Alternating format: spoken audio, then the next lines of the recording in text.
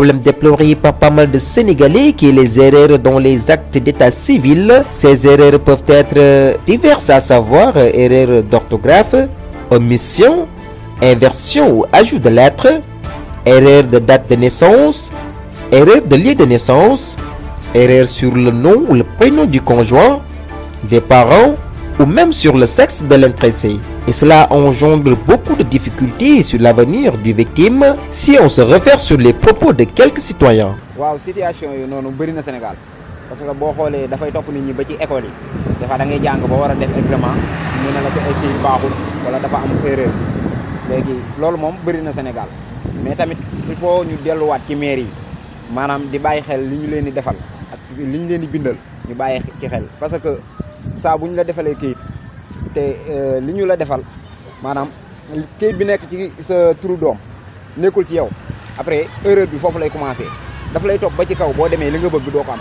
J'en vois beaucoup de personnes qui ont ces genres de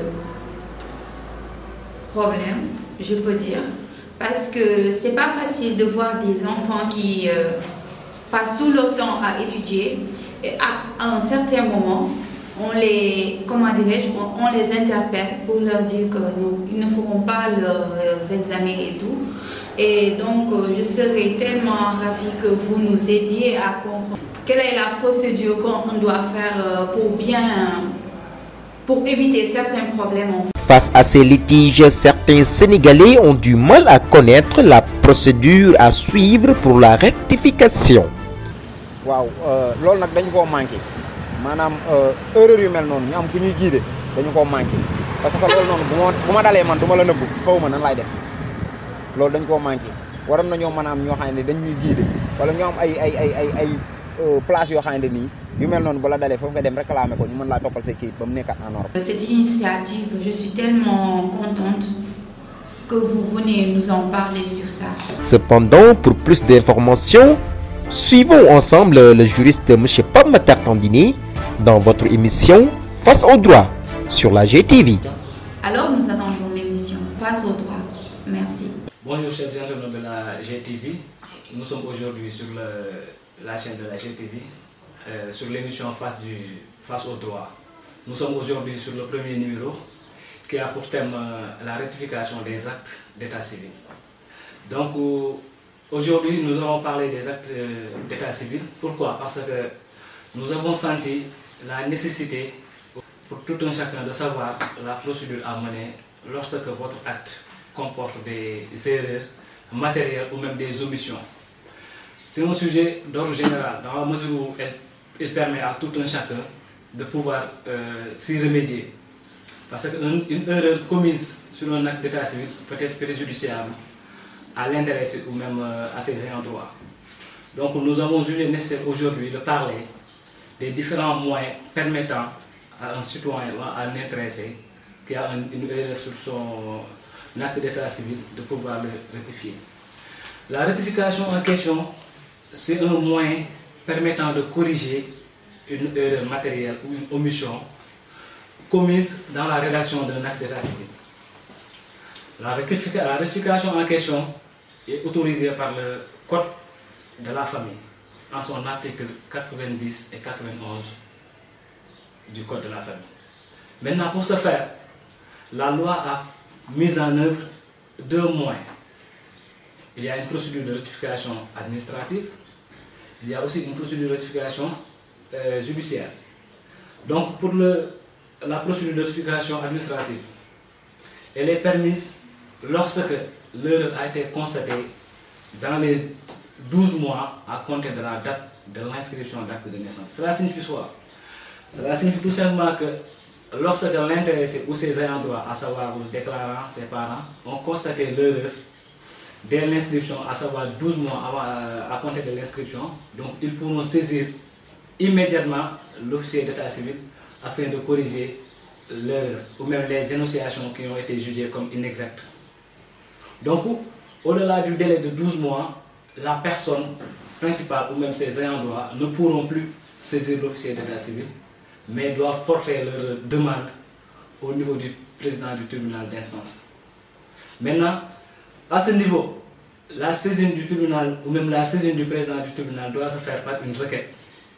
Et sur cette requête, il faudra préciser le point sur lequel porte l'erreur. Et maintenant, cette demande doit être annexée des documents qui justifient en réalité l'inexactitude de cet acte. Pourquoi? Parce que nous avons jugé qu'au Sénégal, la majeure partie des élèves ou même la majeure partie des citoyens, surtout les mineurs, sont victimes de ces erreurs. Et la plupart ont été obligés de quitter l'école à cause de ces erreurs. Parmi ces erreurs, on peut noter même les actes qui ne peuvent pas être annulés, ou même les actes qui ont été inscrits de façon fictive. N'est-ce pas? Donc on aura l'occasion de parler de la procédure d'annulation, mais aujourd'hui nous allons juste parler de la procédure qui va permettre à tout un chacun de pouvoir rectifier une erreur portant sur divers éléments, à savoir sur le nom, le prénom, la date de naissance, le lieu de naissance et éventuellement même sur le nom ou le prénom des parents. Et tous ces éléments-là constituent des erreurs que cette personne doit rectifier pour éviter demain qu'il soit victime d'une cause quelconque. C'est la raison pour laquelle aujourd'hui nous avons jugé nécessaire de parler même des moyens permettant à un citoyen de pouvoir rectifier ses erreurs. Maintenant, la procédure la plus utilisée, c'est la procédure par voie judiciaire. Pourquoi? Parce que nous avons tendance, pour ne pas dire tout le monde, nous avons tendance à laisser à faire courir l'erreur pendant des années. Et maintenant, au-delà d'une année, on ne pourra plus saisir l'officier. Donc la seule voie possible, c'est la voie judiciaire. Donc c'est la raison pour laquelle nous, d'après nos études, on a constaté que la procédure la plus utilisée, c'est la procédure par voie judiciaire. Et maintenant, pour éclairer sur cette procédure, nous avons montré les moyens permettant de pouvoir recevoir la requête. Pour cette procédure, il faudra non seulement établir une requête adressée au président du tribunal, du lieu où l'acte a été dressé ou même où l'acte a été transcrit. Maintenant, ce n'est pas tout simplement la requête qui justifie qu'il y a une erreur, non. Mais il faudra montrer ou même produire l'original de l'acte sur lequel porte l'erreur.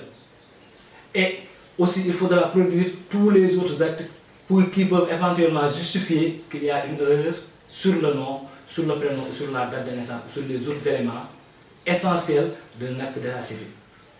Et par acte d'état civil, ce n'est pas tout simplement l'acte de naissance.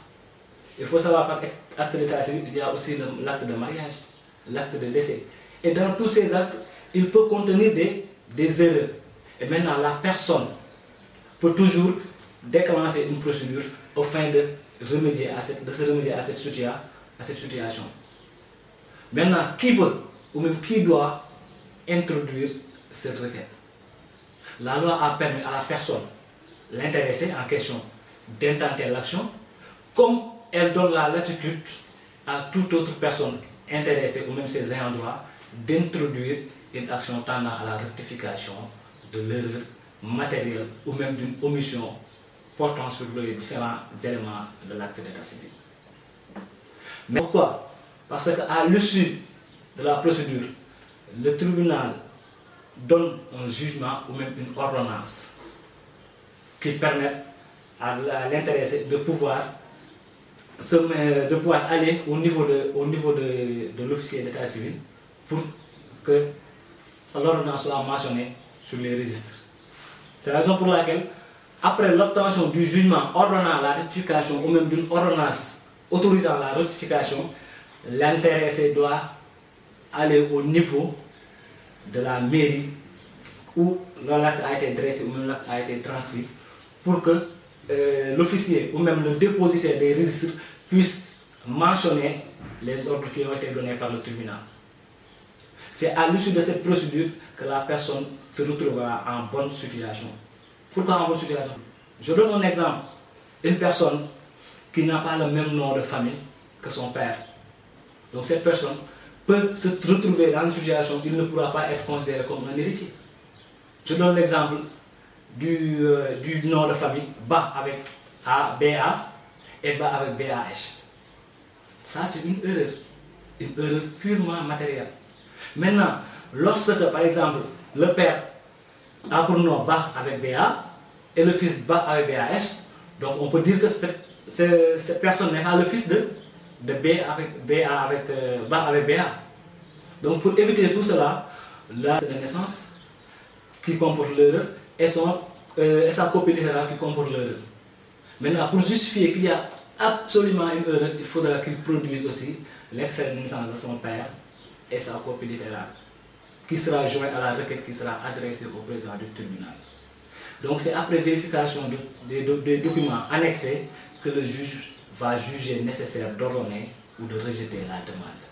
Et maintenant, si tous les documents sont probants et prouvent davantage la véracité de la demande, donc le juge va ordonner la rectification. Et maintenant, si la rectification est ordonnée, donc automatiquement la personne est en conformité avec la loi et avec la vérité.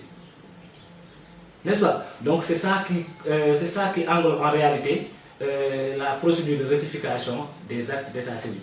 Mais je dis que, encore une fois, que l'acte d'état civil ne concerne pas tout simplement l'acte de naissance. Il concerne aussi l'acte de mariage et l'acte de décès. Parce que dans tous les cas, il peut contenir des erreurs. Maintenant, lorsqu'il y a une erreur, donc c'est la procédure à suivre. Lorsque le délai d'une année est dépassé, c'est la voie judiciaire qui sera la plus adéquate ou même la plus recevable. Donc aujourd'hui, c'était ça l'économie de notre thème. Et comme on le sait déjà, tout ne peut pas être dit, mais l'essentiel en est que on essaie toujours de mettre en exergue les moyens permettant à toute une personne de pouvoir saisir tant le juge, même les causes de tribunaux, pour enfin satisfaire ses besoins sur le plan professionnel comme sur le plan social. Donc aujourd'hui, c'était ça le thème qui portait sur la rectification des actes d'état civil et les procédures adéquates pour rectifier une erreur. Donc si vous avez des commentaires, avant de commenter, aimez et partagez.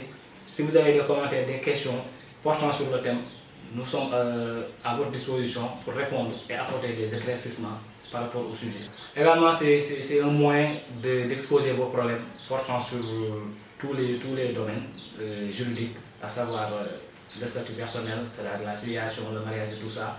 Sur le domaine social aussi, donc en ce qui concerne le droit du travail et tout ça. Donc, en grosso modo, toutes vos questions sont recevables dans tous les domaines concernant le droit en question. Donc, c'est une chaîne, ou même c'est une émission qui parle du droit et qui se préoccupe de toutes les questions portant sur le droit. Donc, nous serons d'avis de recevoir vos questions, vos commentaires et vos suggestions par rapport à d'autres thèmes qui pourront éventuellement être développés à votre faveur. Je vous remercie.